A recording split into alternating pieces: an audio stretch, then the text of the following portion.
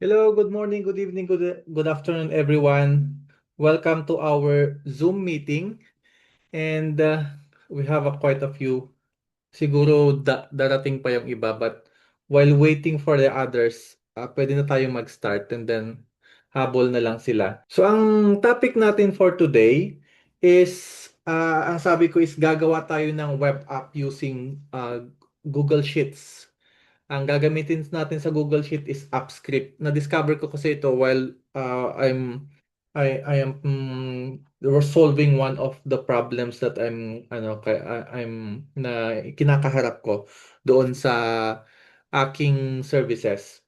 So, ang gagawin natin, we'll try to, mayroon na akong create na conversation with ChatGPT. Papakita ko sa inyo yung prompt na ginamit ko. And then, i-continue natin. Let me share to you my screen. So, hindi natin papahabain pa para hindi masyadong tumagal yung ating session. So, ito yung aking ChatGPT initial conversation. So, sabi ko kay ChatGPT, for this session, sabi ko, I'm planning to create a simple web app using Google Sheet App Script. I'm following the concept one problem, one solution. Ito kasi yung tinuturo ko doon sa workshop ko, yung one problem, one solution. Kailangan in every product that we create, meron tayong one problem na ina-address and then there's one simple solution na at least man lang ma-address natin yung problem na yon.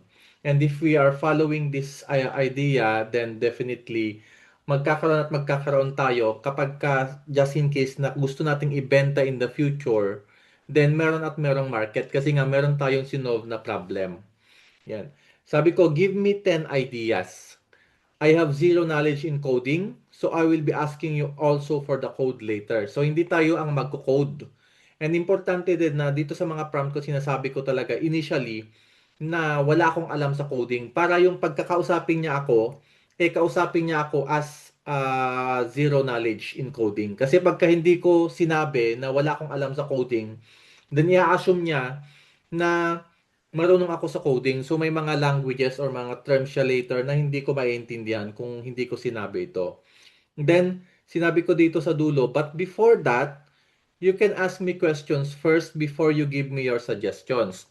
So, ito naman, ganito madalas ginagawa ko. Magbe-brainstorm muna ako kay ChatGPT. Hindi ko siya agad-agad na hihingan ng suggestion.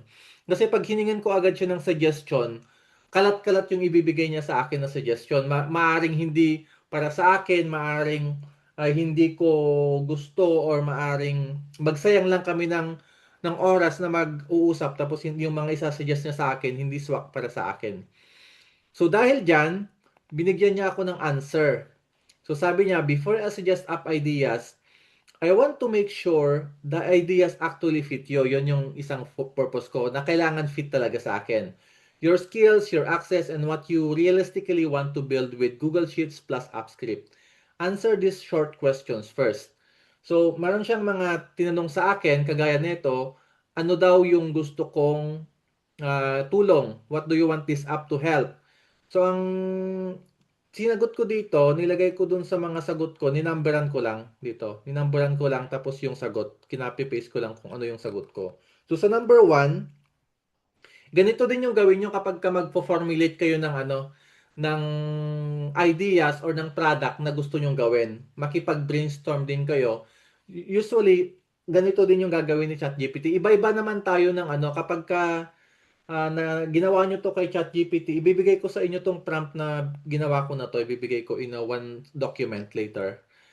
Kapag ka binigay nyo yan kay ChatGPT user yung account ninyo, baka iba yung ibigay niya na answer sa inyo, magkakaiba yan. Depende din sa history kasi ng previous na pakikipag-usap nyo kay ChatGPT. So sa akin, sa number 1, who do you want this app to help? So ang pinili ko, ano nga ba pinili ko? Uh, Tell me 1 to 2 groups kasi sabi niya eh. So ang pinili ko, tignan ko doon sa pinili ko.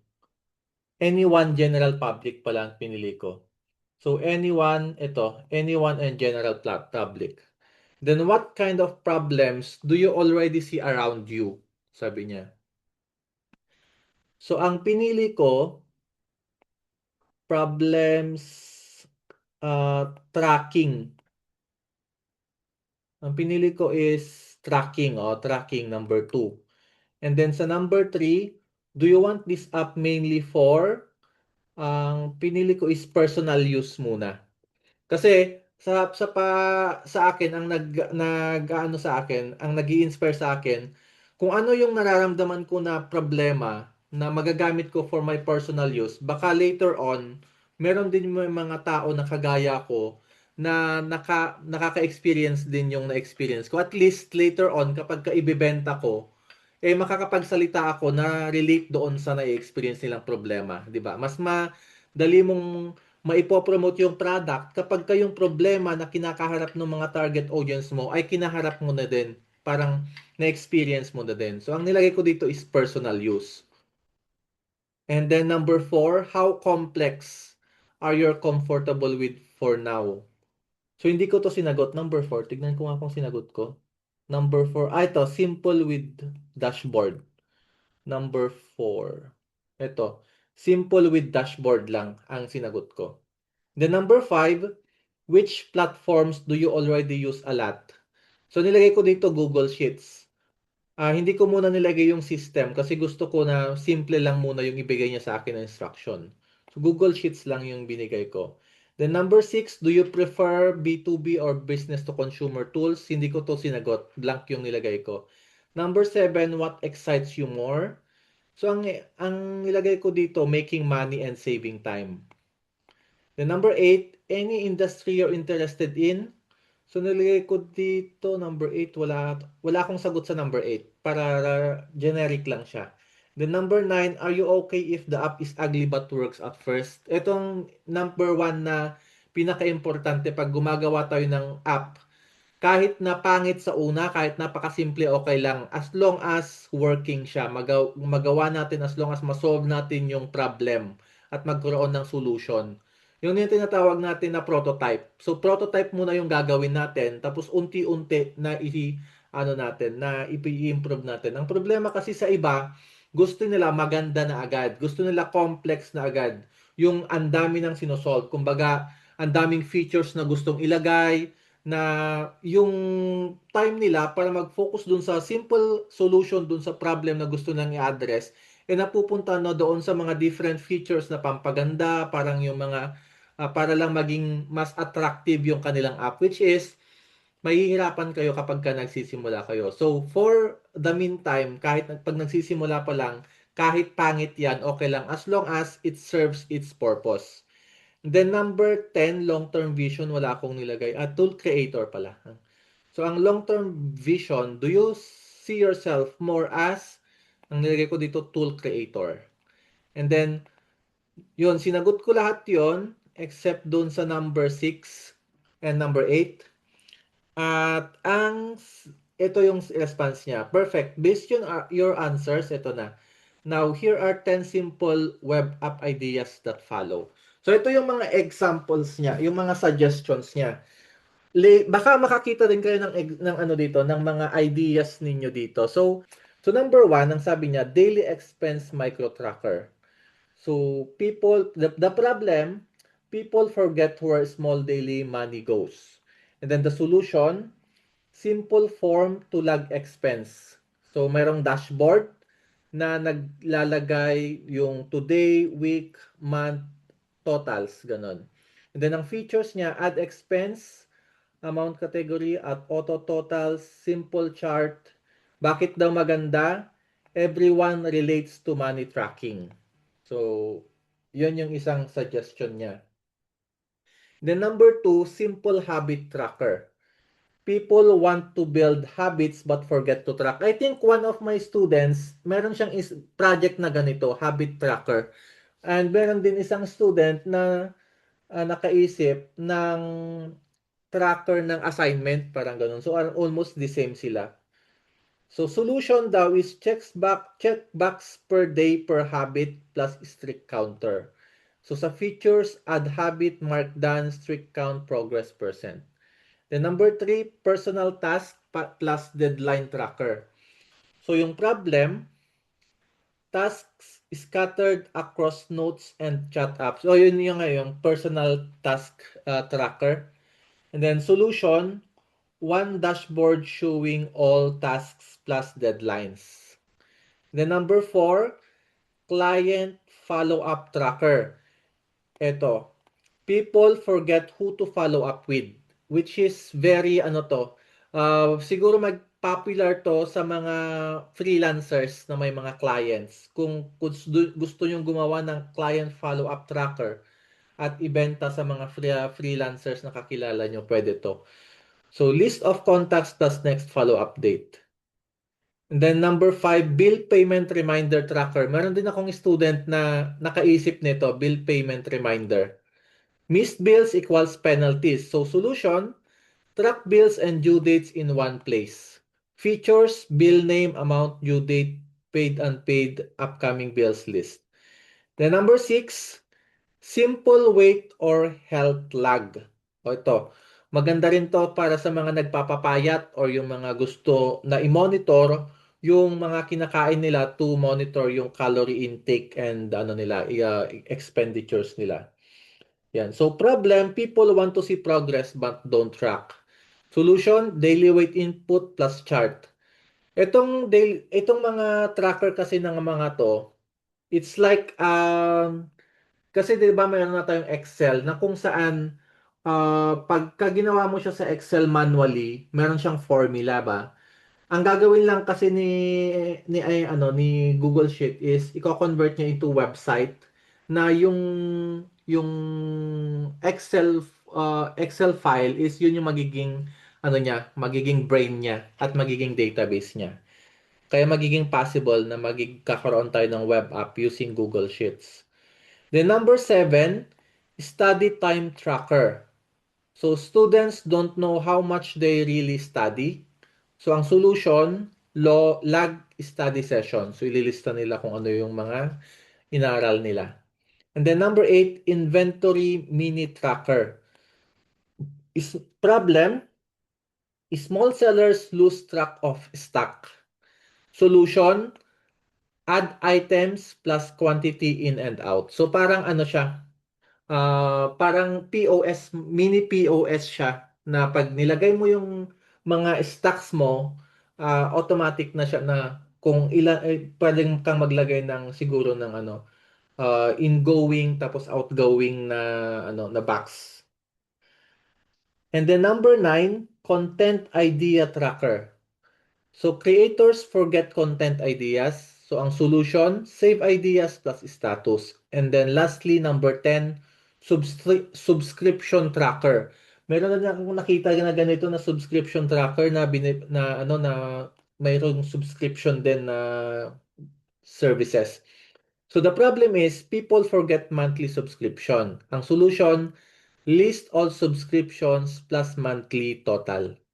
So yun yung mga recommendations niya, top 10 na recommendations niya. And nagbigay siya ng ng dalawa na pwedeng yung best recommendation daw, ang bill payment reminder tracker at ang daily expense micro tracker. By the way guys, sa mga bago dito, meron kasi kami na workshop about paggawa ng web application from idea until the implementation hanggang sa paggawa mismo ng web app. So, unang-una is magde-determine kung ano yung magandang problem na isolve, tapos paano bibigyan ng solution, hanggang sa gagawa ng sketch, hanggang sa gagawin na mismo yung prototype, hanggang sa ipapublish na yung web app.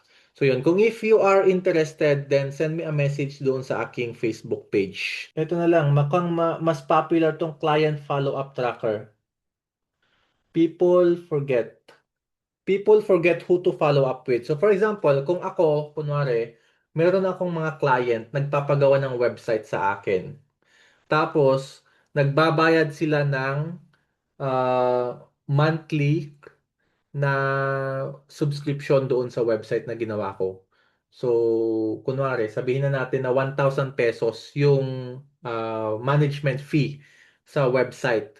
So yun, kailangan na meron akong listahan kung kailan sila magbabayad, kung kailan ko sila follow up, yung ganun. So ganun yung gawin natin, follow up. So dito, sasabihin ko dito, I choose number 4. Ay, teka. Number number 4, tapos kakopy ko lang to, client tracker, client follow-up tracker. Tapos, plan it for me and do the web app for Google Sheet. Ayan. So, hintayin natin yung response niya. So, itong gagawin natin is hindi ko alam kung magwo-work ba siya or hindi. So, that's the thing. Tignan natin kung magwo-work or hindi. And kung hindi man mag-work, then we can find, at least mapakita ko sa inyo kung ano yung mga workarounds kapag ka hindi nag-work yung binigay ni ChatGPT ng mga codes. And paano natin siya unti-unting gawin na mag-work, ganun. So, hindi pa siya tapos kasi nakaano pa siya, yung may square pa dito. Hintayin natin. But basahin na natin. Sabi, awesome choice, client follow-up. Tracker is perfect for Google Sheets plus app script. Below is a complete plan plus ready-to-paste code to build a simple web app. With, so ito, mag-a-add at mag-edit ng client. So, yung mga features niya. Mag-log interactions. So, pwede tayo maglagay kung ano yung mga interactions natin na with the client. Auto next follow-up date. So, kunwari pag nagbayad na si client, automatic na titignan niya kung kailan yung next na follow-up date. Dashboard, today overdue, this week all. And then search plus quick status views. So app plan, one problem, you forget who to follow up with and when. One solution, one simple dashboard that shows kung sino yung ifa-follow up natin for the day. So meron dyan, meron siguro doon yung meron doon mag-appear na i-click natin. Pag click natin yung today, makikita natin lahat ng clients na kailangan natin i-follow up for that day. Who is overdue? Yan. Kung sino yung overdue, kung sino yung due for this week, plus many more. Google Sheet setup. Create a Google Sheet named Client Follow-up Tracker. So, gagawin natin yan. So, pupunta tayo ngayon sa Google Drive. Then, click New and Google Sheets. And then, copy natin itong title na to, Client Follow-up Tracker. So, i-rename natin yung ating Google Sheet. Yan. And then sabi, create two tabs exactly named. Teka.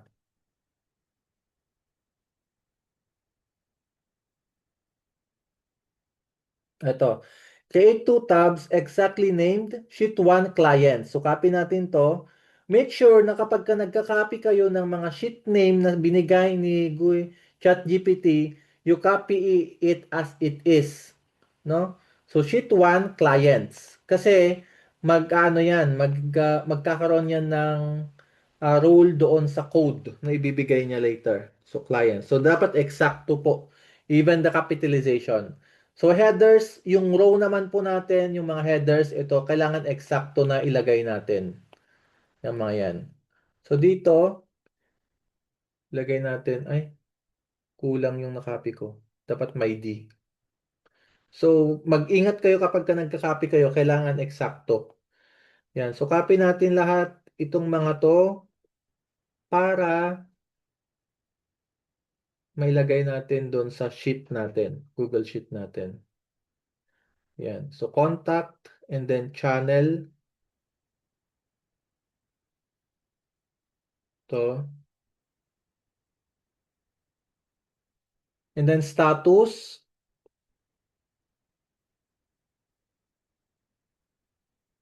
And last contact.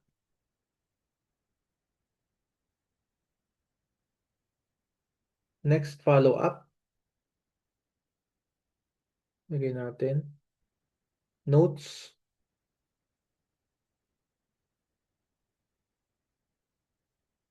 And then lastly, updated at. Then later on, kung may mga gusto ko yung idagdag, pwede yung idagdag. Tapos sa sheet 2 naman, lags. So follow lang natin kung ano yung sinasabi niya. Actually, hindi ko alam kung anong magiging kalalabasan nito.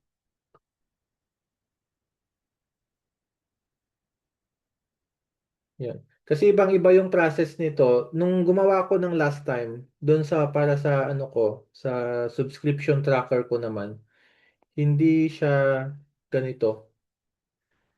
Isang sheet lang yung inano niya.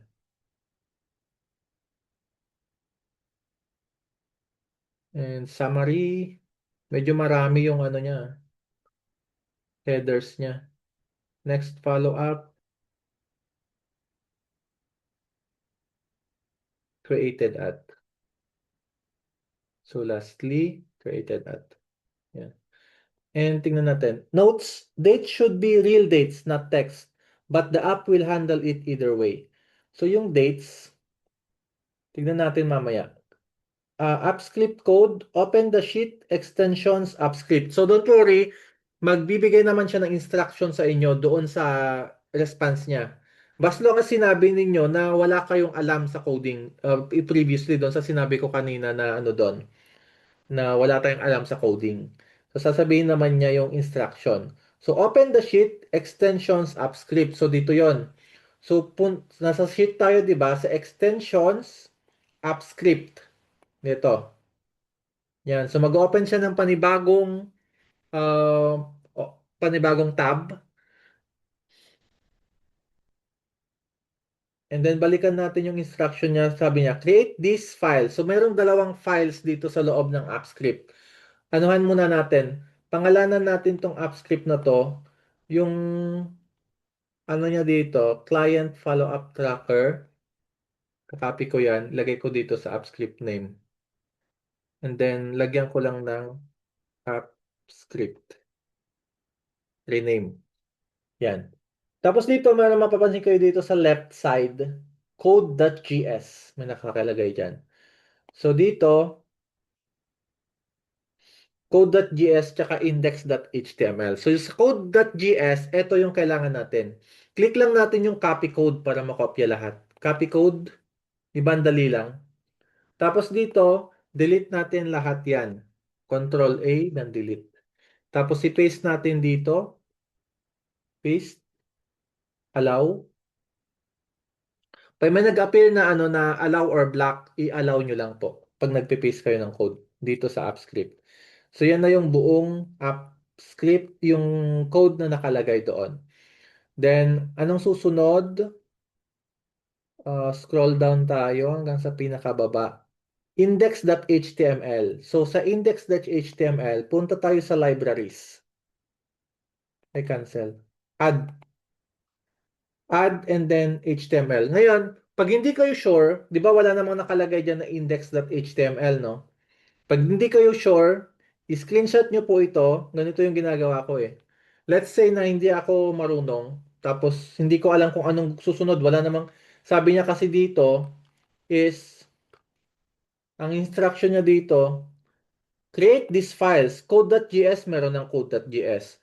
Index.html, at pagpunta natin dito, walang index.html. But pag-click natin ng add file, script tsaka HTML, hindi ko alam kung script ba or HTML ba.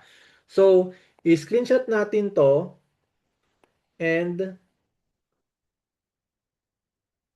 teka, yan. I'm not sure kung nakikita nyo yung ano ko, screen ko habang ini-screenshot ko. But in-screenshot ko siya, tapos babalik ako kay ChatGPT at ipipaste ko ngayon yung in-screenshot ko. Ay, teka, mali. Screenshot ko ulit, isa pa. Yun. So, nag-screenshot na siya. So, i-paste ko ngayon, hindi nyo lang nakita siguro sa shared screen. At sasabihin ko, I'm done pasting the code.js. I'm stuck at ano yung isa? HTML index index.html or pwede nyung kausapin ng Tagalog kung ano yung ano nyo, o mas comfortable kayo. Sabihin natin saan ko dito ilalagay. Yan. Tapos hintayin natin. Nice, tama ka na nasa code.js ka na. Now, gagawa tayo ng HTML para sa index.html. Follow this exact step. So, magbibigay na siya sa iyo ng instruction. So, hindi ka magkakamali dito as long as kapag hindi ka sure kung ano yung gagawin mo, then screenshot mo kung nasa ang screen ka tapos sabihin mo, magtanong ka sa kanya kung ano yung next na step para hindi ka magkamali. Yan. So, step 1, click the button left side. Sa left sidebar katabi ng files, i-click ang choose HTML plus tapos choose ang HTML. So, nandun nga. So, ito yung sinabi niya. Add file, then choose HTML, hindi script. So, HTML, then pangalanan natin yan ng index.html. So, index yung ilalagay natin. So, copy code, lagay natin, edit, rename, index para automatic magiging index.html daw siya. Tapos ito, delete natin to lahat at ilagay natin yung code na binigay niya kanina under index.html. Sana mataas pa. Ito. So nandito, ito, index.html. So click natin to copy code para makopy natin lahat. And balik tayo sa app script, i-paste natin dito. Yan. So yan na lahat. Balik tayo kay ChatGPT. Tignan natin kung ano yung next na instruction niya. After doon, deploy as web app, sabi niya. In AppScript, deploy and then new deployment. So, punta tayo kay AppScript. Deploy, new deployment. Yan.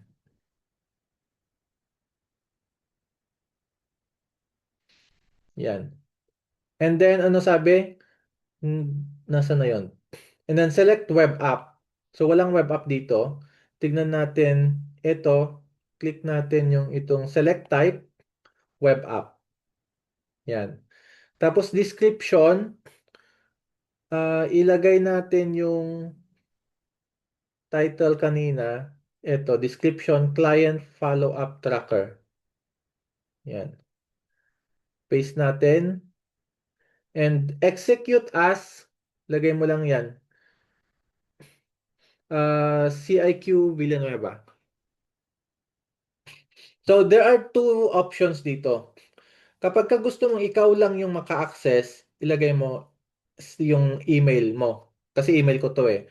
Pagka gusto mo na ipa-access sa iba, then user accessing the web app. Ganun. And then, who has access? Ito, pwedeng only myself. So, pwede kong i-restrict sa akin lang na kapag hindi ko gustong ipa-access sa iba, hindi nila ma-access kapag hindi sila nakalagin sa aking Gmail account. Ganun. So, pwede mo ma-restrict. Kapag anyone with a Google account naman, pwede kahit anyone or anyone kahit hindi nakalagin sa Google account, pwede. So, ito pagka gusto mong ipagamit sa marami. Pero kapag gusto mong ibenta ito, nilagay mo dito only myself. And then gamitin mo, kunwari yung client mo is nagpapagawa sa iyo, then hingin mo yung yung ikaw yung gumawa pero hingin mo yung email address nila para yun yung mag-login. Para pagka magla-login siya, email address niya yung gagamitin niya, ganun. Then deploy.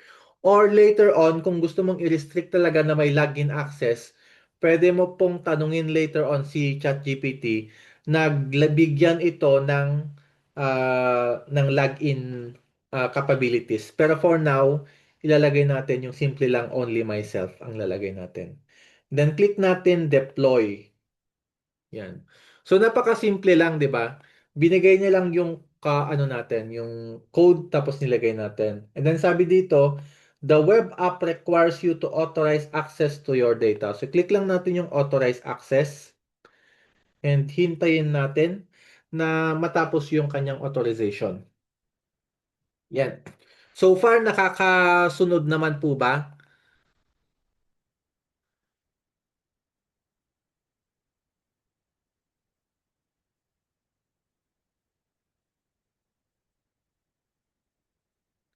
Yan.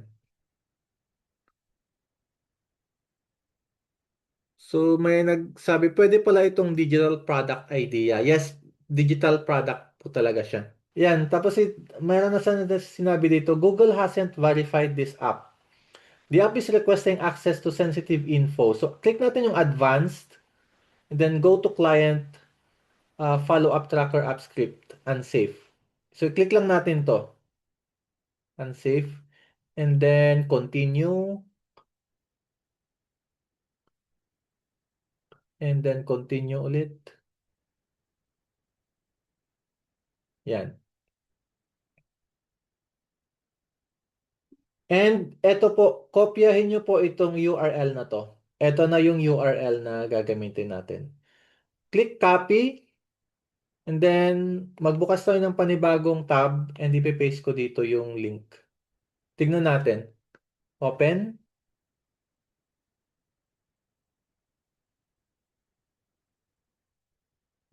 So may makikita kayo dito, this application was created by a Google Apps Script user.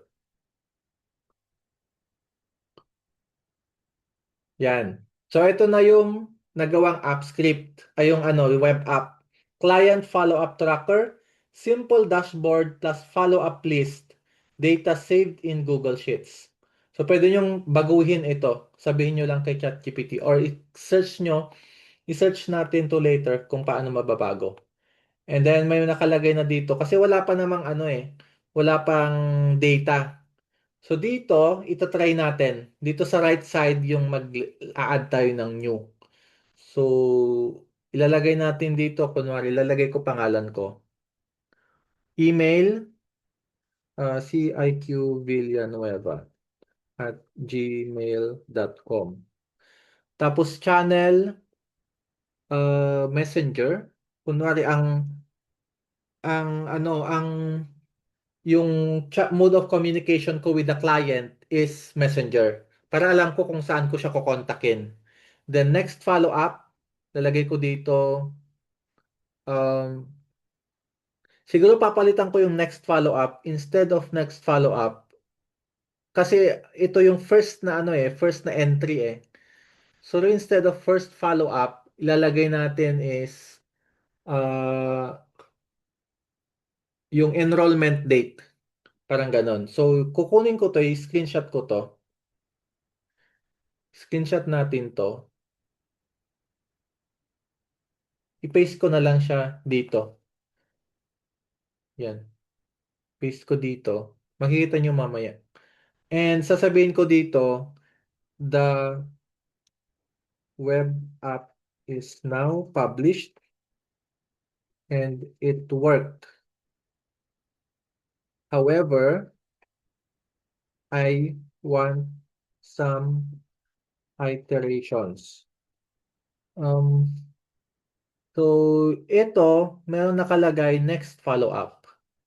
Sasabihin ko dito, merong nakalagay na next follow-up. So, ang situation, teka. So, the situation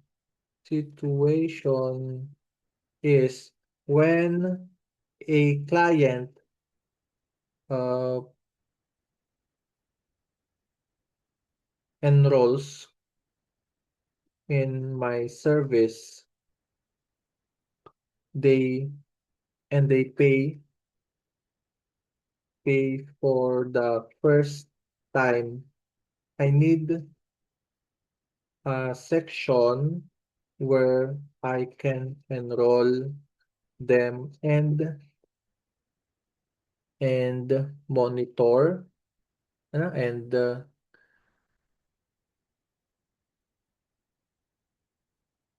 the date they first paid and enrolled will be the basis of their next due date.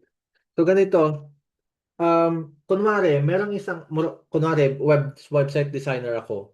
Tapos, hindi pala. Hindi pala yung the date they first paid and enrolled. The date uh, they are enrolled will be the basis of their next due date. Tama ba? Or I think, tignan natin. Next follow-up. Kasi nakalagay dito eh. Um, I need a section where I can enroll them and the date they are enrolled will be the day basis or the next due date. Example. Magbigay tayo ng example para mas malinaw.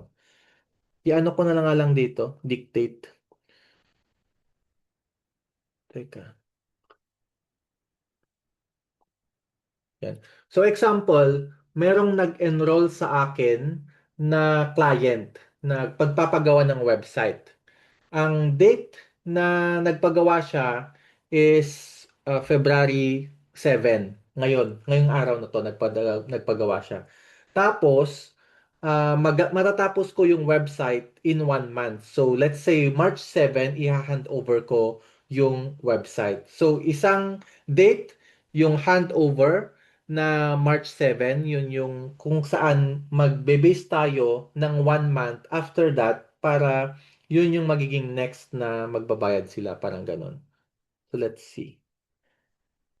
So dinectate ko na lang para mas madaling ano. Tingnan natin kung tingnan natin kung maintindihan niya at kung ano yung suggestion niya. So ganun yung ginagawa ko kapag mayroon ako mga gustong pabago. Sabi ni Ma'am Beng, ang bilis ng deployment sa Google Sheet. Yes, mabilis lang ng deployment niya. Para ang maganda kasi dito, nagawa na kasi yung code with ChatGPT eh. So binigay na lang natin kaya mabilis na lang nang dineploy. Ngayon, ang minsan meron yung mga results kagaya nito, next follow-up, na hindi angkop doon sa gusto kong mangyari. Kasi ang gusto ko, kasi pag sinabi nating next follow-up, ayoko kasi na ako mismo yung maglalagay kung kailan yung next follow-up niya. Minsan, dapat meron lang yung i-enroll ko siya, tapos i-determine kung every kailan yung kanyang pagbabayad, ganon. So, yun, continuous conversation with ChatGPT. So, tignan natin kung naintindihan niya. Sabi niya, gets ko, ang meron ka ngayon ay communication follow-up. Next follow-up. Ang gusto mo naman ay idagdag ay billing payment due system na nakabase sa enroll date, start ng project, handover date, and ng paggawa. Next payment due, o tama, nakuha niya nga yung gusto kong gawin.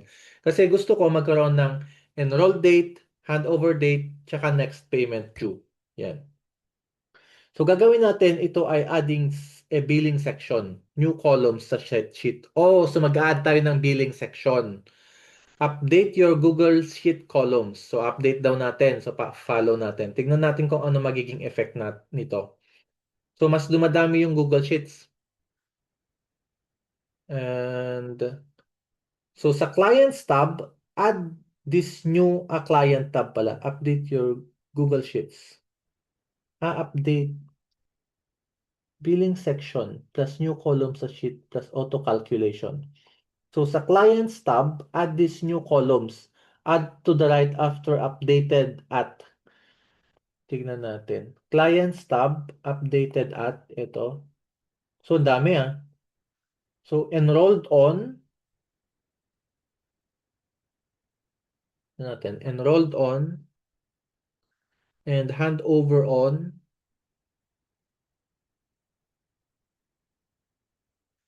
Billing cycle months.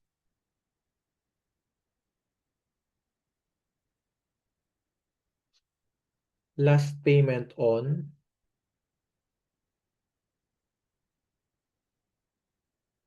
Next payment due.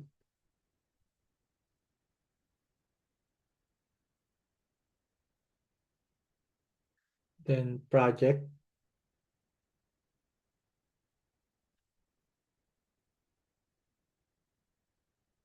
and then price. Yan. Tapos, so your client's headers will now include the old ones plus this. No need to touch logs sheets for now. So yung clients lang yung pinagalaw niya. And then susunod, update code.js. Add billing logic. So sabi niya, add these helper functions anywhere in code.js. After to ISO date is okay. So gagawin natin ganito. So babalik tayo dito sa app script natin. Click natin yung done. And doon daw sa code.js. So click natin tong code.js. And sabi niya, after to ISO date is okay, sabi niya. So, i-copy natin to, yung sabi niya, ISO date. Tignan natin kung ma-search natin. So, i-control F ko para mahanap, mag-appear yung find. Then, when i-paste ko yung term na sinabi niya. Ito, merong walo ISO date. Sabi niya, after ISO date is okay, sabi niya, which ISO date is it is naman? Tingnan natin. Yung pinakahuling ISO date siguro.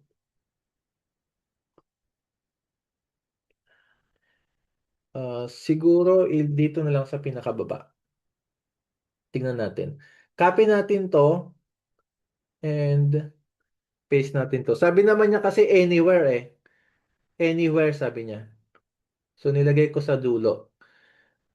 To make sure, copy ko lahat to and then Control C or click copy.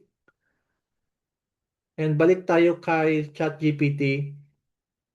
Sabihin natin under B. Under B, bingo.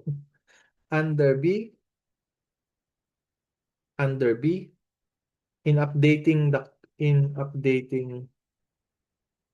code.js. Check if this is correct. Give short answer. Para hindi masyadong mahaba. Tapos ipipaste natin yung code. Ipapa-double check natin sa kanya. So yun, code lahat yan. Enter natin. Ipapa-double check natin sa kanya kung tama ba yung code na, yung changes na ginawa natin. Sabi niya, hindi pa. Sabi niya, hindi mo na-update yung API client to include the new billing fields. Right now, clean mo hanggang updated at lang so hindi masisave enrolled. Fix, palitan mo yung clean. So, hindi ko naiintindihan yung sinasabi nito. Ang dami. So, ang gagawin ko ngayon, balikan natin yung instruction kanina. Meron pa kasi siyang mga sinabi O, hindi lang pala yun yung kailangang i-update. So, gagawin ko, sasabihin ko sa kanya, you edit the code.js yourself. So, tinatamad ako na mag-insert para ika-copy paste ko na lang. Yan. So, para hindi ko nagagawin na isa-isahin pa yung mga code na binigay niya. Kasi dito may mga sinabi siya, update select client to fill these fields, mga ganyan-ganyan. So, tinatamad na akong gawin yan isa-isa. So, anyway, mga puro code.js lang naman yung pinaano niya, I think. Tingnan natin kung merong yung sa HTML, wala naman. Tignan natin kung anong sinasagot niya. Yan. So, ginagawa na niya yung code. Para, i-copy paste na lang natin, papalitan natin buo yung code.js. Medyo mahaba nga lang yan. Yan. And hindi pa tapos kasi naka-square pa siya. Yan, so ganun yung ginagawa ko. Usually, kapag ka ganito na constant updates, constant improvements, hindi natin siya makukuha in one sitting lang. Pag ako, hindi ko nakukuha in one sitting lang. So, siguro mga binabalikan ko after one day, tapos babalikan ko ulit, ganun. Minsan pagka napapagod ako, hinahayaan ko lang, tapos babalikan ko para baka magkaroon ulit ako ng idea kung ano yung mga babaguhin until sa matapos. Kasi hindi naman siya yung yung madaling, hindi naman siya yung in one sitting matatapos mo agad. At least malaman nyo kung paano yung process na ginagawa ko ng pag-i-improve, yung pakikipag-usap kay ChatGPT, ganun. And then yung pag-update doon sa code, sa app script. So ngayon natapos na niya, kakopy ulit natin. Click natin yung copy code. Ito pa isang tip ko. Huwag nyong gagawin na i-manual na i-highlight dito tapos i-copy yung code. Kasi meron dito copy code. Kasi baka pag ganun yung ginawa nyo, baka mamaya may makaligtaan kayo na part na ano na maliit na part ng code na hindi nyo makopy. So para to be safe, click nyo lang ito, yung copy code dito para makopy lahat. Tapos balik tayo sa app script and control A natin para i-delete and then tsaka natin i-paste yung bagong code. Yan. Tapos uh, tignan natin. Ano pa yung, balikan natin yung original instruction niya. Tignan natin kung ano. After that, dito, how it will work in your example. Enrolled, Feb 7, handover, next payment. Then kapag nakapagbayad siya, up 7, at your click mark paid, next due becomes May 7. Quick question para tamang logic. Kapag delayed ang bayad, example, due April 7, pero nagbayad April 20, gusto mo ba next due maging May 20 or May 7? So ito na yung ano niya, yung question niya kanina. So, kukopya ko ito kasi natabunan na siya nung mga ano natin, di ba? Kukopya ko ito. Uh, yan. Tapos sasagutin natin yan. My answer is, so gusto ko, ang question niya kasi dito, kapag daw ba na-delay yung bayad niya, yung day ba na nagbayad siya, yun ba yung magiging due date niya na ulit? Or yung original na due date na? Siyempre, yung original, di ba? So, kung ang due date niya is May 7, then dapat, ang due date niya is March 7, then dapat May 7 yung next na due date niya. Pero kung ang due date niya is, ano ba yun? Ito pala, kung ang due niya is April 7, dapat May 7 yung due date niya. Pero what if nagbayad siya ng April 20, hindi April 7? So May 20 ba yung next na magiging due date niya? Ang sagot niya natin dyan is dapat nakafix siya kung saan doon sa due date niya. Kasi malulugi naman tayo, di ba? Kapag nagbayad siya ng late tapos yung next na due date niya is yun din, yung bayad niya ng late, so masululugi tayo. So B yung isasagot natin. So my answer is B. Yan. Tingnan natin, baka may mamaya, may pabago na naman siya sa code pag ganun. Hintayin natin.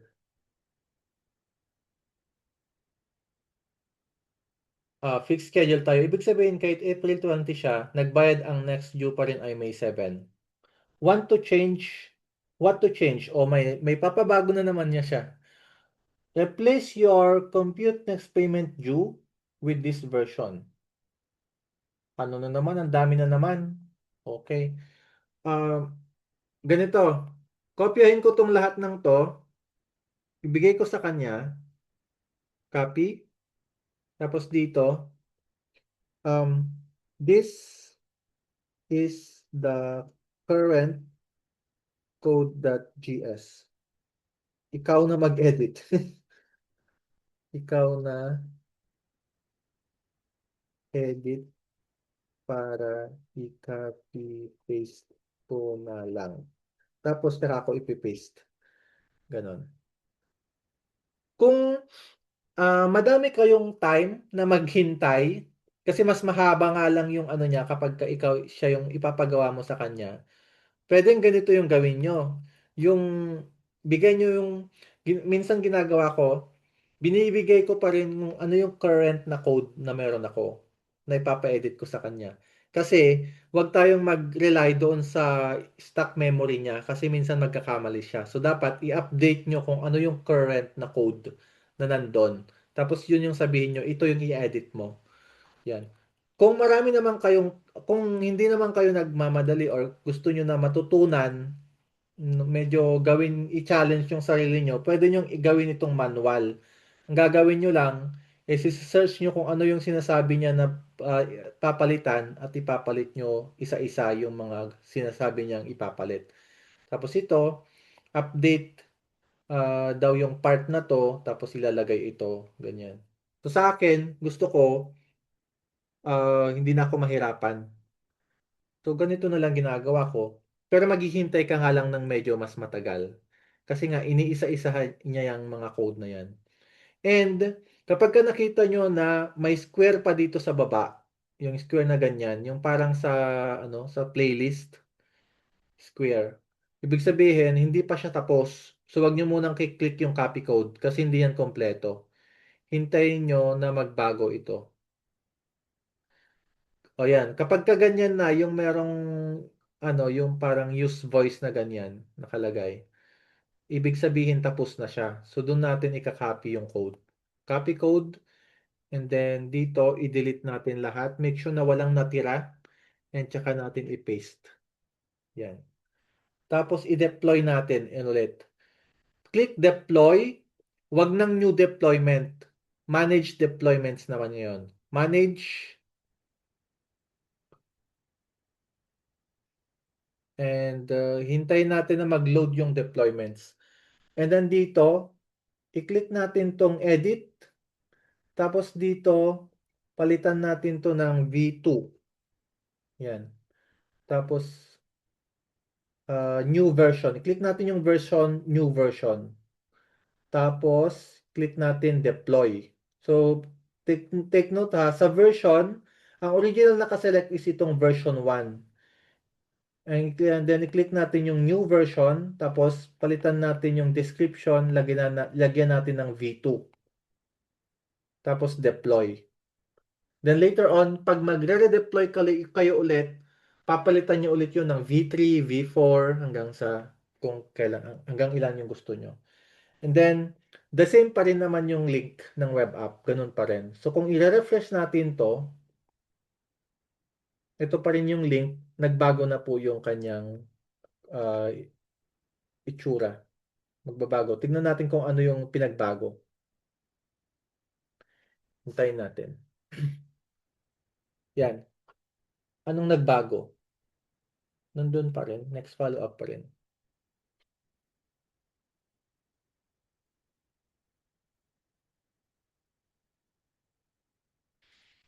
Ano naman, wala namang nagbago. Try natin na i-ano, inspect and Ref then i-hard reload. Baka need i-refresh the coach. Opo, i-hard reload ko para mag-ano.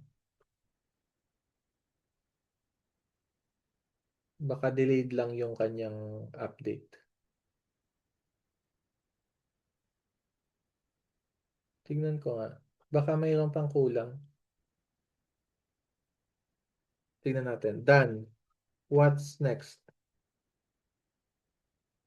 Tignan natin. Baka may kulang doon sa ano, ginawa natin.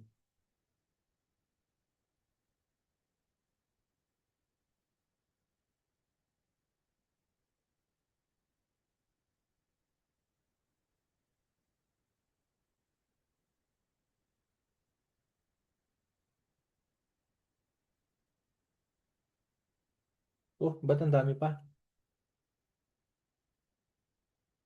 Kasi code.js pa lang yon.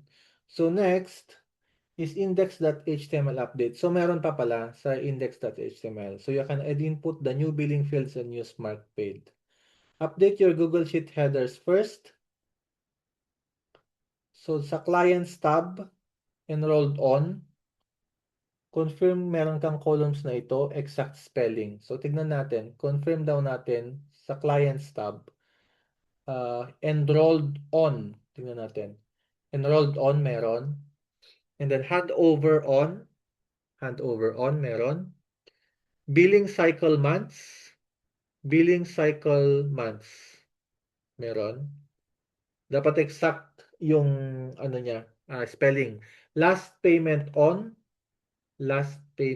meron. And then next payment due, I think ito yung pina-add niya kanina sa atin. Meron project and price. Project price meron. If wala pa, add them now. Update index.html, copy-paste blocks. Add these inputs in the form right panel. Hanapin mo index.html and then right after that, i-paste mo ito. Part na next follow-up. Tingnan nga natin kung mahanap natin. Punta daw tayo sa index.html dito. Click natin dan. Index.html. Tapos i-search natin dito yung next follow-up. Dalawa naman. Next follow-up. Hanapin mo sa index natin yung part na may next follow-up. Right after that, i-paste mo ito, sabi niya. Then add a button beside save client. And marami pa siyang pinapagawa. So ang gagawin ko ulit, i-kopyahin ko ulit to. Tapos, bibigay natin sa kanya. So, ikaw na ang mag-edit sa index.html para sa akin. Para i-copy paste ko na lang. Here is the code. Yan, i-paste natin. Tapos, send. Yan. So, medyo mahaba-haba na naman yan. Habang ginagawa niya, i-review natin yung mga instructions niya. Kasi after the index.html, ito index.html, yan. Hanggang dito. E, F, tapos ito redeploy. Ito yung sinabi natin kanina. Tingnan natin. Ito yung next na step natin after niya magawa yung code.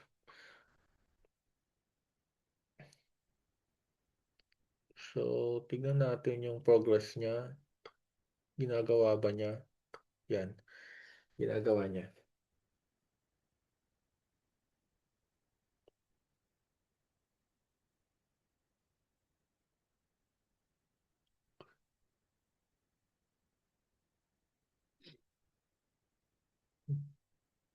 Yan. Kaya minsan, yung, kasi merong free account si ChatGPT, di ba? Napaka, ano talaga, napaka sulit talaga kapag meron kang uh, paid account. Kahit yung lowest account, yung lowest subscription lang para hindi masyadong limited yung ano mo, conversation mo with ChatGPT. Yan. So, i-copy na natin yung code. Tapos na niya. Copy code.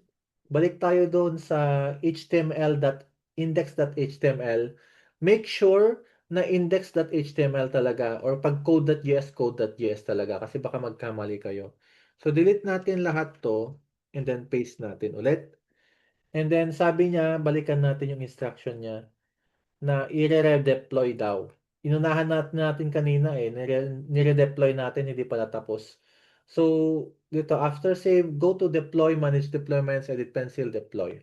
So, gagawin ulit natin, deploy, manage deployments, then click natin yung pencil icon, and then description, dito pala, new version ulit. Click natin new version, and then, click natin yun para new version, lagyan natin v3 deploy. Yan. And then done. Balik tayo dito, i-refresh natin. Tingnan natin kung nag-effect na yung changes. Hopefully naman nag-effect na. Minsan talaga maraming beses pa na aayusin. O ito na, nag-effect na nga. Meron next follow-up, let's pagbigyan na natin. Pero kung gusto nyo, you can continue na sabihin sa kanya kung ano yung gusto ninyong mangyari. But for now, okay na siguro to. Try natin na maglagay ng client. No? So, lagay natin yung pangalan, Juan de la Cruz. Juan de la Cruz. Tapos contact email, phone or username, sabihin natin CIQ Villanueva at gmail.com. And channel, messenger. Tapos next follow-up, let's leave that blank. Enrolled on, Sabihin natin, ngayon siya nag-enroll. So, February 7, date. Uh, Click na lang natin dito, February 7. And then, handover on. Sabihin natin na ang handover niya, matatapos ko yung project February, March 7. So, ibibigay ko yung, yung website sa March 7. Tapos, billing cycle, 1 na lang. And then, price, sabihin natin, 1,000. Then, project, website. Last payment on, last na nagbayad siya, sabihin natin ngayon, February 7. And then next payment due, ilagay ko na lang next payment due. Wala. Kasi automatic siya, naka-auto. Then short notes, kunwari na lang. Save. Save client. Tingnan natin. Hintayin natin. Tapos, dapat yan, mapupunta yung client dito sa left. Hintayin natin lang. Medyo matagal loading, sabi niya.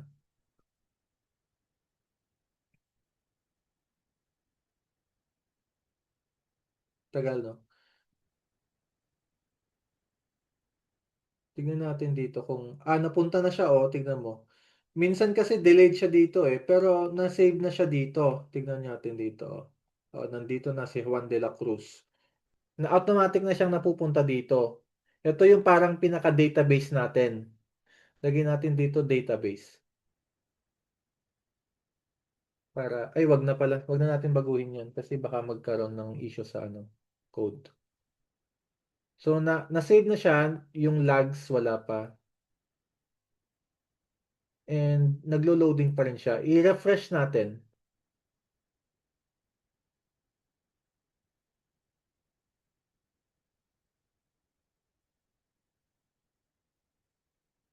Loading pa rin.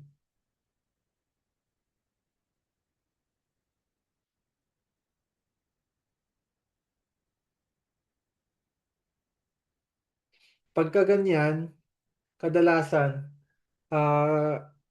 ipa-check natin kay ChatGPT. Sabihin natin, loading siya ng ilang minutes. Pero napunta na dito sa database natin, ganun, yung natin. Sabihin nyo kay ChatGPT. Pero mahabang na naman yan, mahabang usapan na naman yan with ChatGPT. At least napagana natin. Ang importante naman kasi ma-record dito tapos dapat merong mag-appear dito yung tracker natin. Click natin itong refresh. Wala, no? So sabihin natin dito, um, sabihin natin, i-dictate ko na lang. So ang ginawa ko, na-deploy ko na, pero pag naglagay ako ng dummy na client, pagka click ko ng save client, naglo-loading lang siya. Pero nung tinignan ko doon sa Google Sheet, na-record na yung client doon sa Google Sheet. Wala din, pero doon sa client follow-up tracker doon sa web app, hindi din nag-appear yung summary. Wala yung client doon. Ano yung nangyari? So, i-save natin. So, yan. So, ganun lang yung ginagawa ko. Kinakausap ko lang siya ng normal, nung parang kaibigan mo lang siya, ganun. So, kausapin mo lang ng normal. At kapag ka kasi tuloy-tuloy mo na siya na kinakausap ng normal, matututo din siya na makipag-usap sa'yo ng normal. Tapos, um, minsan naman nakakatch naman niya yung mga sinasabi ko kahit minsan hindi magulo yung pagkakasabi ko as long as nandun yung mga kailangang importanteng detalye. Nagagawa niya naman ng solution yung mga sinasabi kong problem. Yun, kasi last time yung may ginawa din akong app, madaming mga conversations with ChatGPT bago ko napagana.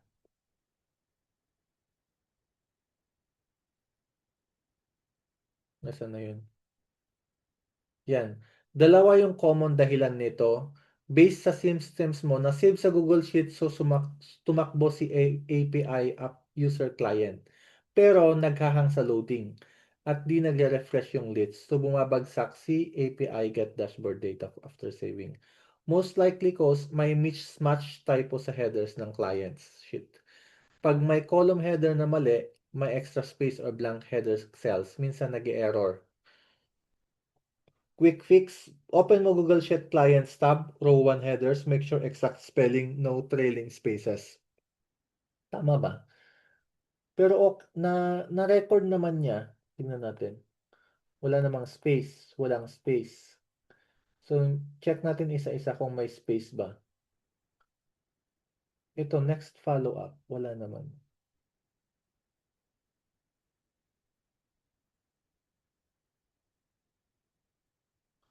I think okay naman.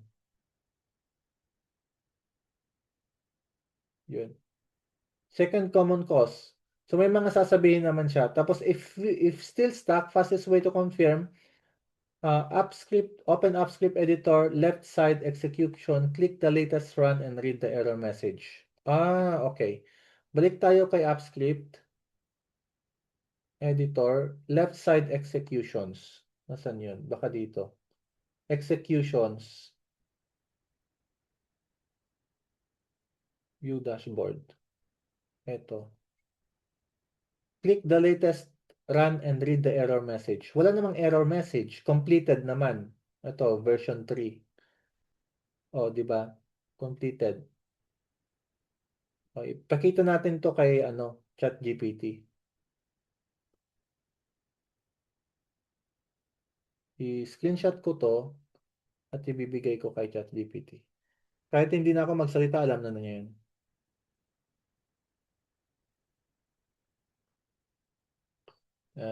Yan. Send. Ngayon ko lang nalaman, meron pala to execution. So makikita natin dito yung mga previous na ginawa natin. Parang logs. So dito, completed naman siya. Wala namang nakalagay na error. Sabi, no logs available. Or, wala naman. Dapat may error. Completed naman. Refresh. So backend is running fine. That means the issue is almost certainly front end, index.html, data mapping, not code.js. Specifically, your backend now returns. So wala kang maintindihan sa mga sinasabi mo. But your original client list rendering still only shows next follow-up ASO. Hindi ko rin maintindihan yan. The problem is this. Hindi ko rin maintindihan. Force refresh after save. Find in index.html. Ito. Madali lang gawin to. So, hanapin natin to. Yung one line, copy natin. Copy. So, sa index.html daw, may babaguhin tayo. So, punta tayo, balik tayo sa editor and index.html. And dito, control F ko. Control F. And i-paste ko yung ito. So, ganun yung ginagawa ko. Pag may sinabi siya na, find this index.html, sabi niya. Kukuha ko ng line dyan, ipipaste ko dito as mag-appear na dyan. So, ibig sabihin, etong to, mula dito hanggang dito, di-delete ko yan hanggang dyan. Kasi replace with, sabi niya eh. Di-delete ko yan hanggang daw dito. So, madi-delete to. Delete. Tapos ito, kukopyahin natin to. Ipipaste natin kung saan natin dinilit kanina. Paste. Tama ba? Teka. I-paste ko na lang para ma-change siya. Yan. This small delay fixes race condition. Step 2, add debug line temporary. So, inside refresh, success handler change this. Ito.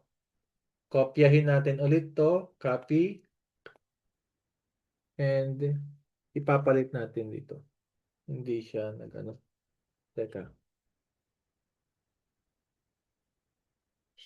Sabi niya, inside refresh, success handler, success handler change this.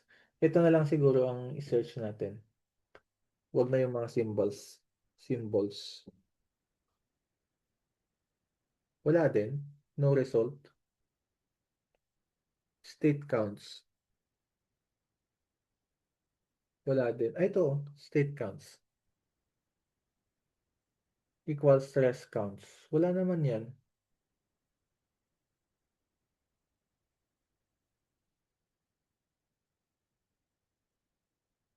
Step 2, step 3, step 4. Oh, yung dami pa ng step eh. So, punta tayo sa, sabihin natin dito, under step 2, I can find the code.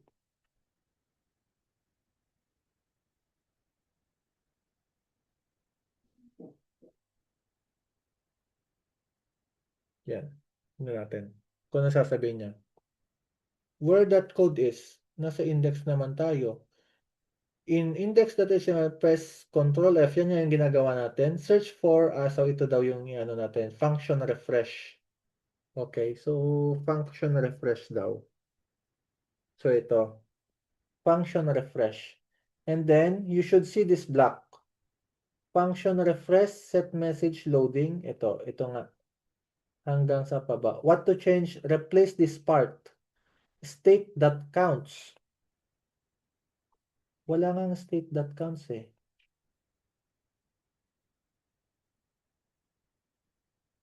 With success handler. Ito nga. Ipakita natin tong function refresh na to. This is the whole function. Yan. Pakita natin. Are you following po? Nakaka-follow ba kayo doon sa ano natin, sa troubleshooting natin? So, ang ginagawa natin ngayon, tina-troubleshoot natin yung nagko-cause ng failure para mag-load yung ano natin, yung mga data natin dito sa tracker natin. So, pinapaayos ko kay ChatGPT yung HTML, index.html. So sabi, nakita ko na yung problem, na overwrite mo yung refresh that nagsiset ng setup client. So replace your refresh with this copy paste, sabi niya. Ibigay ko na nga lang sa kanya lahat. Ito. Ibigay ko na lang sa'yo lahat. Lahat at ikaw na bahala mag-ayos lahat ng kailangang i-edit para i-copy paste ko na lang. Tapos ibigay natin yung code. Ang keyword dyan, kapag nagpapa-edit kayo sa kanya, minsan, yung para i-copy paste ko na lang or copy paste ready, ganun. Para pag binigay niya sa'yo, ganito yung mangyayari. Ganito yung bibigay niya. Yung one-click copy code. Yung mas madali na lang sa'yo. Yan.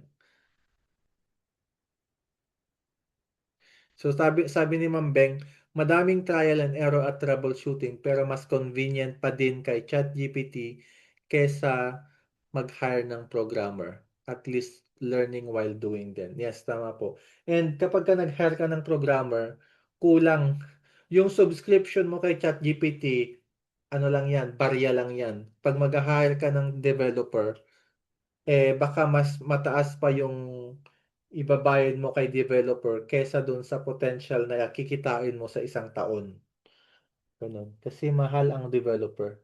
Pero sa ngayon, because meron ng ChatGPT and nag-i-improve na din po kasi yung kanyang yung kanyang pag-iisip, yung kanyang intelligence, then natin, nagagawan natin ng paraan.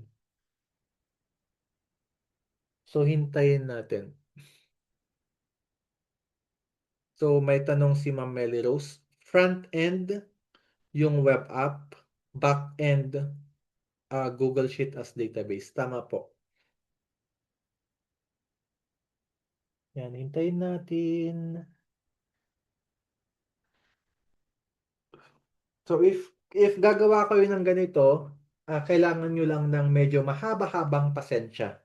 Minsan din, hindi maintindihan ni ChatGPT kung ano yung gusto natin na mangyari. And lalo na sa una kapag ka ano, first yung parang yung account ninyo is fresh pa lang kay ChatGPT. Hindi pa kanya kasi naiintindihan yung line of thoughts ninyo. Pero habang tumatagal na nakikipag-usap kayo, as long as yung pagkikipag-usap nyo sa kanya is hindi siya yung parang robotic, yung kung ano yung style ng pakikipag-usap nyo sa tao, sa mga kakilala nyo, ganun din yung style ng pakikipag-usap mo sa kanya. Yung normal lang na conversation. Hanggang sa unti-unti maiintindihan niya yung thought process nyo.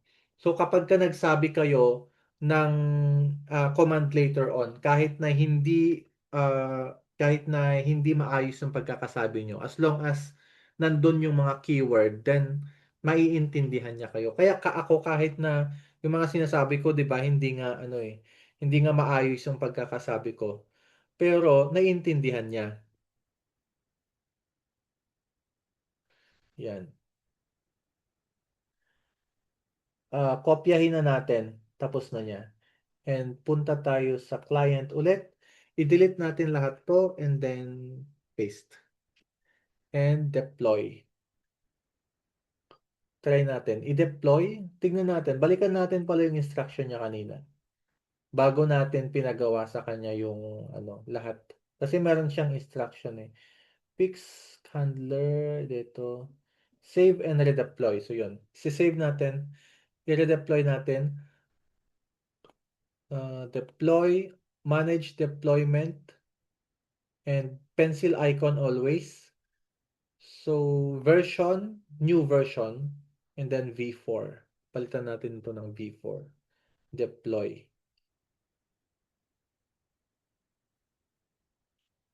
And done. So, balik tayo dito, i-refresh natin. Tignan natin kung ano mangyayari. Yan. Kung hindi man siya gumana, well, sa inyo, in your at least alam nyo na kung paano. Kasi baka mamaya marami pang kailangan na iba-ibang kailangang consistent conversation with ChatGPT para mapagana siya. But at least alam nyo na kung paano siya troubleshoot. Sa ngayon wala pa. I'll show you one of yung ginagawa ko, napagana ko na siya eh. Ginagamit ko to as tracker naman sa subscription ko with my students. Yung yung mga nag-subscribe sa akin sa system, sub-account. If you're interested, 600 pesos lang po yung monthly subscription with system under me. Na sa sa system kayo directly, yung yung subscription ko kasi is $48 monthly. Pero hindi kayo magbabayad ng $48, 600 pesos lang makukuha nyo po yung subscription. So ito yung mga clients ko. Makikita ko dyan kung sino yung mga overdue, ganyan. Tapos I can record their payments. So, kapag ka nag-click ako ng add client, ay nilagay ko dito pangalan kunwari Chester. Tapos, pipili ako ng plan, monthly ba or yearly, monthly, start date, and then add client. Automatic na siya na mapupunta na dito. Yan o, monthly, not due. Tapos, monitor ko na siya.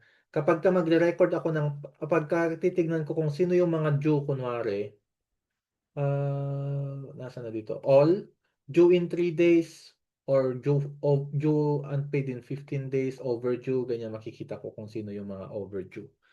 Yan. Meron palang isang overdue. Yan.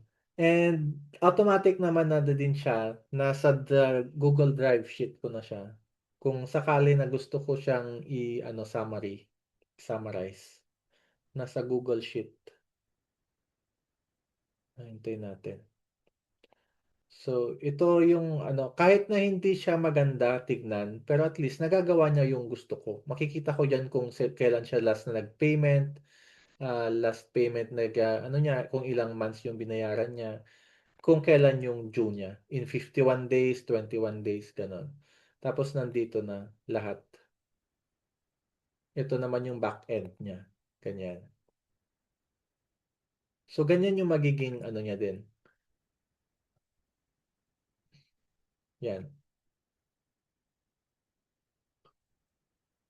Nasaan na yun? So, hindi pa siya ano. So, kailangan pa ng constant conversations with ChatGPT. Kaya po ba large scale records and hindi kaya maglalaging kung marami na records or at what point records kaya bago maglogging? Kasi if we sell this app, this should be part of client expectations, right?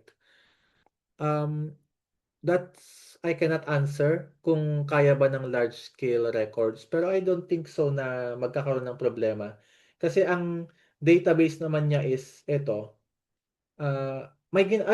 may ginawa pala ako na ganito din siya na wayfinding app which is hundreds of records yung nandun. So hindi naman siya nagkakaproblema. Kasi ang gagawin lang naman niya is kukunin yung data from this client app yung sa Google Sheet eh. So hindi siya magkakaproblema. Para lang din na kapag ka naglagay ka ng 1,000 records dito sa Google Sheet, hindi naman siya naglalag, 'di ba? Ganun lang din yung ano niyan. And if we sell this app, sabi ni ma'am, kung ibebenta natin tong app na to, ang suggestion ko is not one to many, but one to one. Gagawa ka per client. So, hindi siya yung parang magsusubscribe sila, tapos magkakaroon ng account na may kaya niya kanyang database. Ang gawin ninyo, uh, per client, isang app script. Ganon. Para, kasi iba-iba naman yung yung yung gusto nilang purpose. So kahit na iisa lang yan na script, kunwari ito, ah, kunwari may nagawa ka na, kunwari itong nagawa kong ito, yung sa subscription tracker ko na to, yung client payment tracker ko na to. Kapag nagawa ko na to, napagana ko na, gagawin ko, iduduplicate ko na lang, kukunin ko na lang yung mga codes na nagawa, tapos gagawa ko ng panibagong app script for that client na panibago para magkaiba sila ng database. Yan. Coach, pwede ba ito sa cellphone ang entry ng mga new client? Yes, pwede po. Kasi ang ginagawa ko minsan sa cellphone ako nag-e-entry.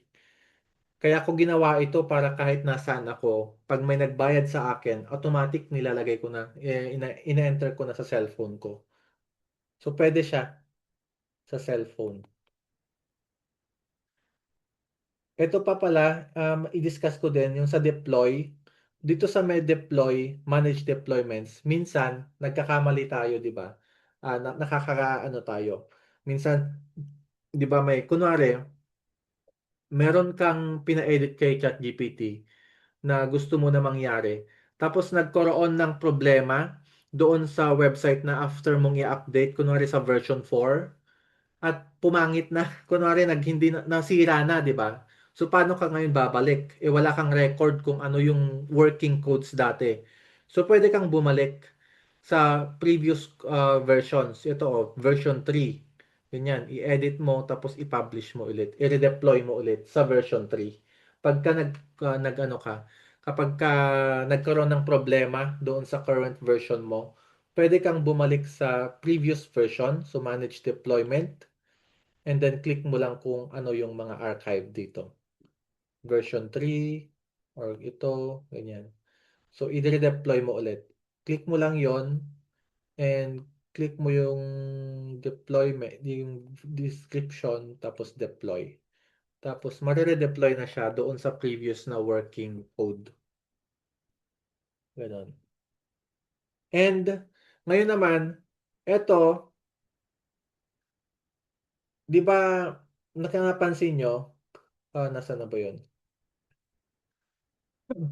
Eto, sabi ko 'di ba sa mobile, sa cellphone ko siya nagre-record minsan sa cellphone ako nagre-record. Pero itong script, itong link niya to, tingnan mo pagkahaba-haba. Paano ko ngayon ano to? Paano ko ngayon yung o-open sa mobile ko, hindi ko makakabisado yan. Unless kung isave ko siya somewhere, tapos i-click ko yung link. Meron akong ginagawa, tignan mo yung ano to. Itong website na to, yung ginawa ko siya na redirect doon sa ano ko, domain ko. Pwede mo naman gawin, i-redirect mo sa ano mo, sa gumamit ka ng Bitly or ano URL shortener. Pero ang ginagawa ko, ginagamit ko yung mga domains ko to redirect yung mga long yung long URLs. So ginawa ko, niredirect ko sa cqvwebdesign.com tracker. So pag inopen ko to kahit sa cellphone ko, automatic nare-redirect na siya sa script.google.com. Pwede mo rin pong i-embed sa sa website mismo. So dito, meron ditong embed, manage deployment. So edit natin. Pwede natin itanong dito, how can I embed the uh, web app script to system? Since system ang ginagamit natin.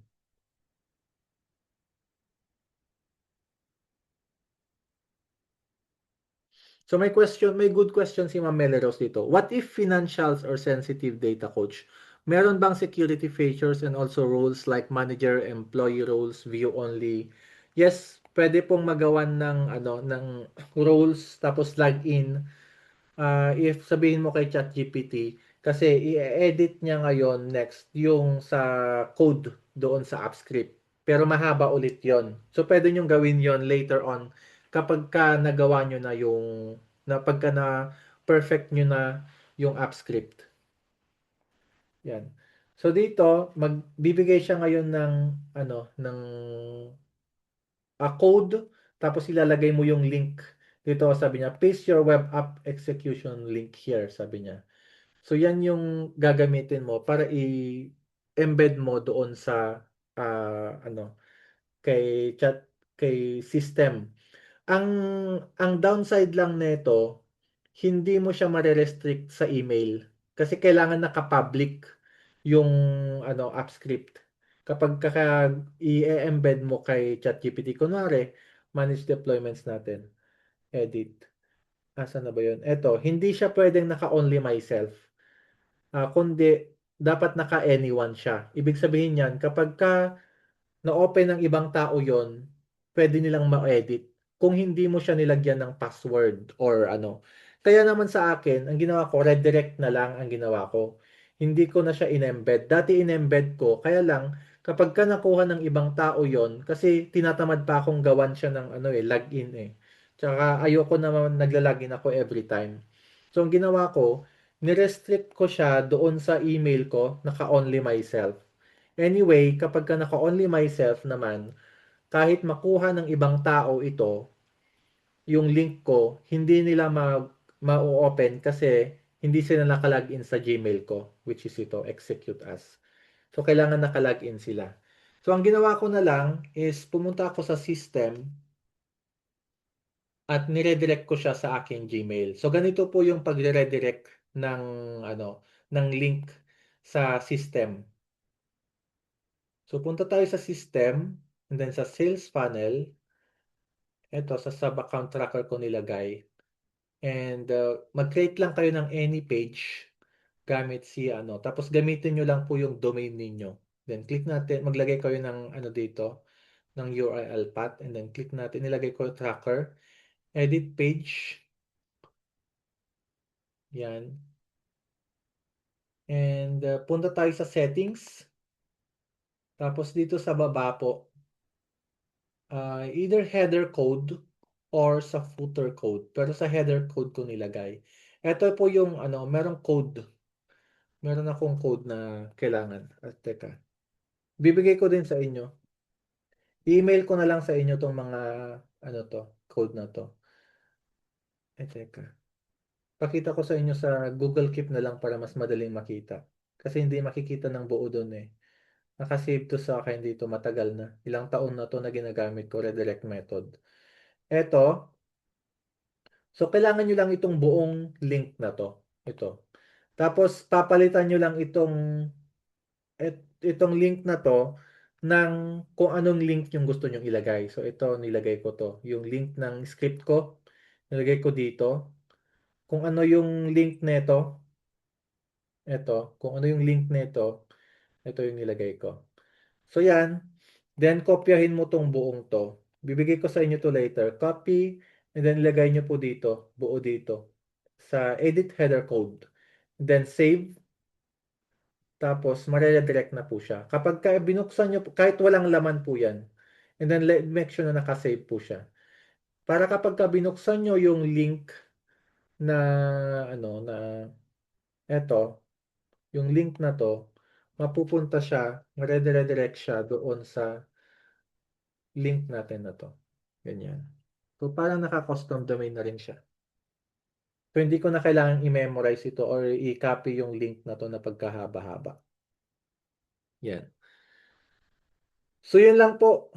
If ever na gusto nyo po na sa mga hindi pa enrolled doon sa aking workshop, if gusto nyo po na na mas magkaroon ng intensive na training pagdating po sa paggawa ng web app, then you can enroll doon sa aking workshop po na ituturo ko sa inyo kung paano mag mag-formulate ng idea, tapos kung paano kukunin yung mga problems ng mga ano ninyo, yung mga target audience nyo at gagawan ng solution hanggang sa gagawan natin ng sketch. Step by step po kasi yan eh. Hindi yung gagawa ka na lang basta-basta ng product na hindi mo alam kung paano i-research muna kung magkakaroon ba yan ng magandang effect, kung magkakaroon ba yan ng value doon sa mga target customers mo. Ang If you are interested, send me a message or mag-send po ako ng email to everyone. Or doon sa page ko po, minsan nagpo-post po ako doon. So just send me a message if interested kayo na mag-join. Yun. So hopefully, marami kayong natutunan for this session. And keep in touch po. We'll have more, uh, magkakaroon pa po tayo ng mga different sessions in the future.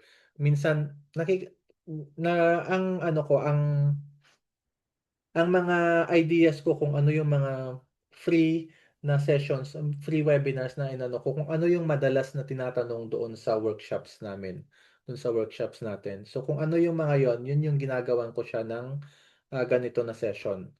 So yan. And yun, thank you so much and have a good day po. Kung may mga questions kayo, feel free to send me a message doon sa aking Facebook page. Doon sa mga current students, you can send a message to our group chat or send me a direct message. And yun po. Thank you so much and have a good day.